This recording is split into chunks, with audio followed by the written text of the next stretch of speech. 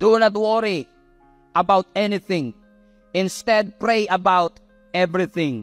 Yung same verse dito sa Matthew chapter 6 is in the context of money and treasure. Go ahead, read your Bible on Matthew chapter 6. Patungkol sa pera, patungkol sa resources, because many of us are worried with our financial situation, correct? Ibang makapagpaalala ang pera. Iba nga, tumitino yung isip pag maraming pera eh. Okay na pala ako. Pero ano sinasabi ng ating Panginoon? Focus on the eternal, not on earthly treasures.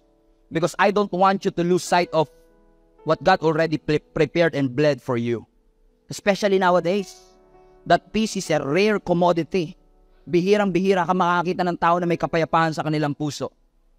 But by the grace of God, I pray in Jesus' name that all of you will experience it. Peace that doesn't make sense. Peace na iniwan ng ating Panginoon. Sabi nga ni Jesus sa John 14:27, I'm leaving you with a gift. What's that gift?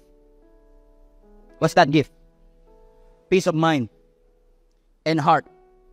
And the peace I give is a gift that the world cannot give. So don't be troubled. Don't be afraid.